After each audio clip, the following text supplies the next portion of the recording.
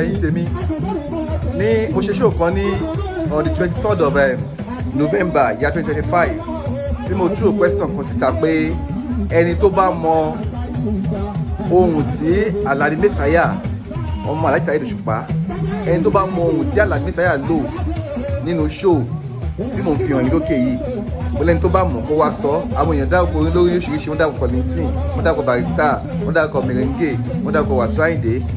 Ohun yẹn tẹ́ gbóhùn ẹ̀ yìí, ohun yẹn olórin tó ní tẹ́ bá gbóhùn yẹn dáadáa tẹ́ bá fara balẹ̀ gbọ́ pé ohun ìlú òkè ni olórin tó ní ìlú òkè náà ti wá. Wọ́n ń pè orúkọ wọn ní Alhaji Aiki Messiah Erinlakatabu.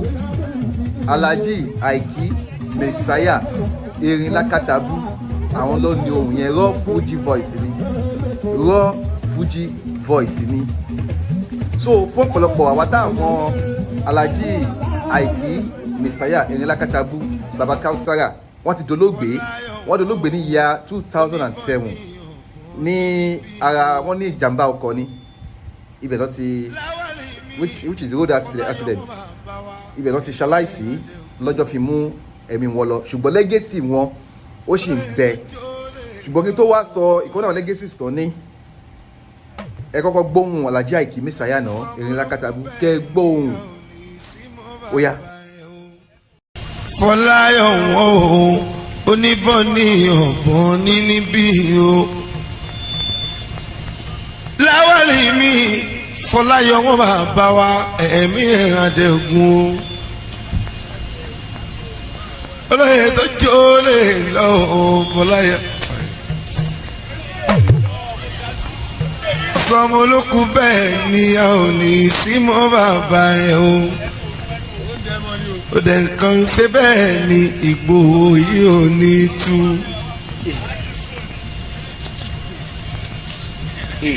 torí bìdí bàbá ìjẹ́ òbá ìjìbá tó nílé ló máa dà o.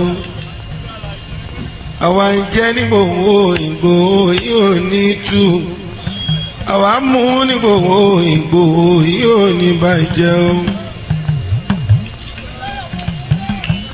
láwárí ni o Fọláyọ̀ wọn o oníbọ́ni òbọ́n ní kábíyèsí ọba wa ẹ̀mí ẹ̀ràndẹ̀gùn níbọ́ni ònígbò. ohun tó ń dùn mí jù bàbá káhùn sára.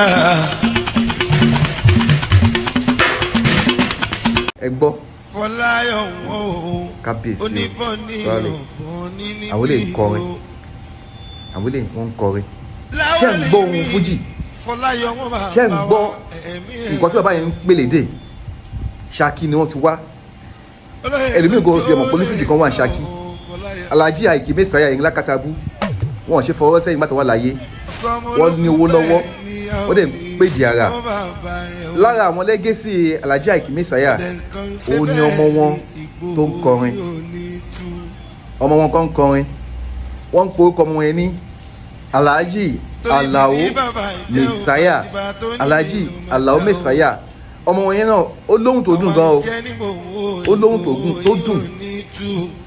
màá play two different music Alhaji Alao Messiah yẹn kẹ́ gbọ́ kẹ́ wá compare sí ohun títí wọn àti bàbá wọn èyí tó ń jọra wọn. ẹ má bá mi bọ̀.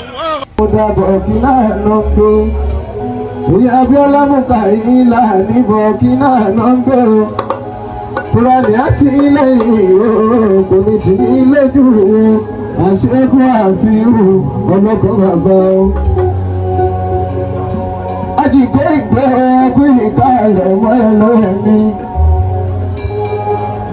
Àjìfẹ́sì mi ẹkùn ìkàlẹ̀ bàbá tèmi Messiah ọmọba.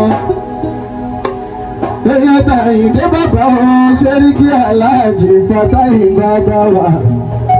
Àṣìbàbẹ́ oníkan yóò bò wọ́n lọ́wọ́ ọba. Dégúnlé lórí Fuji Messiah la. Àlẹ́mí náà kọ́ bàbá lóde ìlàdé.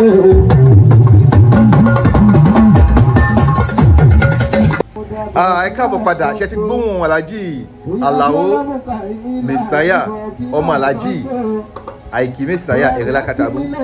So erin ń fọ́n, ọmọ náà ń fọ́n.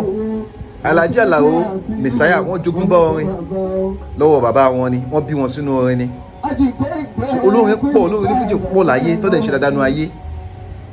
Díẹ̀díẹ̀ náà lámà mú wọn wá sójú móhùnmáwòrán yín. Orúkọ èmi ọmọ yín ò ti yí padà, olólùfẹ́ yín Olúayé, Stardom Nigeria Global Promotion, ìràwọ̀ ní tiwa. Ọ̀rọ̀ àwọn ìràwọ̀ náà la máa ń sọ. Ẹni tá bá ti sọ̀rọ̀ ẹ̀ lórí pílátífọ̀mù yìí dandan ni kó di ìràwọ̀. Bá ṣe Èdùmàrè ẹ̀yin olólùfẹ́ wa ẹ̀ ní táwọ́ ná. Màmá rí yín bá ẹ ṣe ó dọjọ́ mi ọjọ́ rẹ̀.